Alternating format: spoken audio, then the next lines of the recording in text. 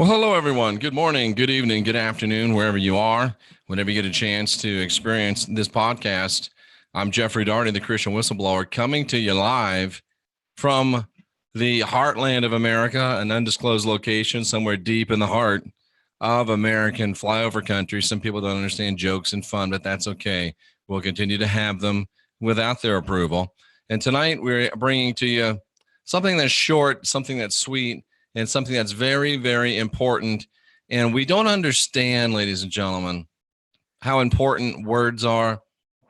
We don't understand that words mean things, and the derivation of words, the etymology of words can be very, very important and very, very fascinating as well. So it's good to know these things. And tonight I want to talk about hysterio and history, how a word from a word can almost destroy human spirituality, good times, good stuff. And we're going to take a look at an article from Time Magazine, ladies and gentlemen. Time Magazine, of course, you know who they are. And they're not the most spiritual folks in the world. But this is an article that basically says this is where the word history comes from. And the word history comes from an ancient Greek word that means to know. The Greek word actually originally meant inquiry, seeking knowledge. And actually, as I've got a moth in here, that's not exactly what it really meant. And Time Magazine doesn't really want to tell us what it meant because they are Time Magazine. Histerio meant to inquire of an oracle. Hysterio meant to inquire of an oracle because in the Greek culture and all the pre-Christian cultures, there were female, almost always female oracles or priestesses that the people would go to for their information. But staying with hysterio, that word, hysterio, ladies and gentlemen, did mean to inquire of the oracle. So the word that we get our word history from, the derivation of that word is to go to the oracles for knowledge, to inquire at the oracles for knowledge. And I want to show you what that looked like roughly. Of course, these are approximations. These aren't real pictures because they didn't have cameras back then, or some would tell you they did, but they weren't using them here if they did, in fact, have them. This is what it looked like. And this, I believe, is Delphi. But generally speaking, this is what it would look like when people would go to inquire of the oracles. And this will be very fascinating if you'll tune in. So this is what it would look like. It'd be in a temple. And if you notice these old, obviously aristocratic men in the background, these are the kings, the rulers, the emperors, the captains of business and industry. And they would come and get their information from this oracle, who is a young teen girl, which has come into womanhood, but has not had sexual relations. And she was the one, and sometimes there's a group of them. That's what I think these are here. And I don't know if they take turns or how it worked, but they would deliver the information from the gods and goddesses to the captains of industry. And if these guys got out of line, if these guys started being tyrannical, if these guys started taking advantage of the people, oftentimes, ladies and gentlemen, the oracles would call for the removal of men in positions of power that were unjust. And guess what? It would happen. So hysterio meant to go to this oracle and make inquiry. And if you notice, the practice of fumigation is going on. That's not originally for killing termites. Fumigation is you're inside a temple. It's an enclosed area.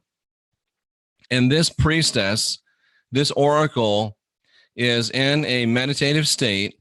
And this fumigation is the smoke from sacred substances. And the smoke of these sacred substances would aid this oracle in making contact with the gods and goddesses. And you can see gods, a god pictured here. Looks like there might be a goddess over here. And this is how they would communicate the will of the gods and goddesses to these people. And even the captains of industry, even the leaders, the rulers, listen to the oracles. I find that fascinating. And now the word history, which is really his story, it comes from the word hysterio, which means to listen to the oracle.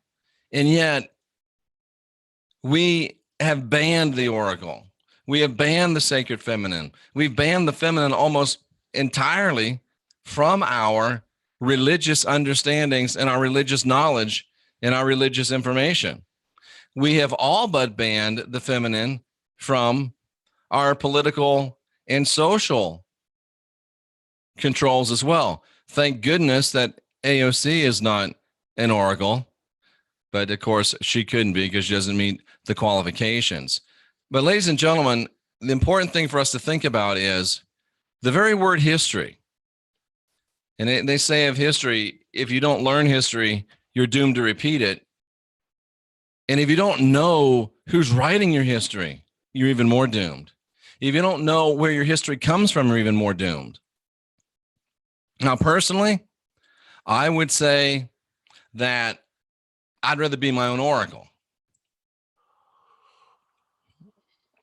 I would say that if the gods or goddesses are going to speak, let them speak to me personally.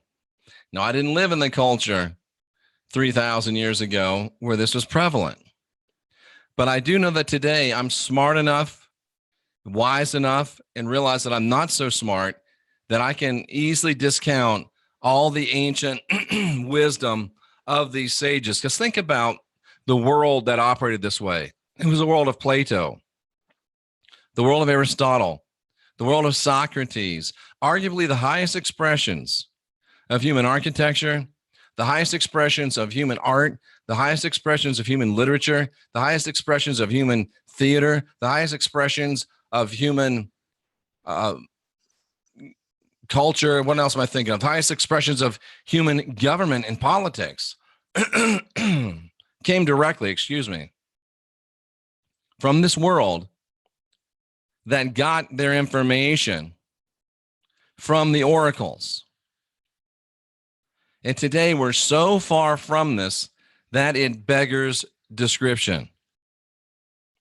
It's high time for us to get back to the place of humility, back to a place of recognizing the importance of sacred femininity alongside sacred masculinity, and for those that are masculine to begin to recognize, as Rocky does, the power of their femininity within them.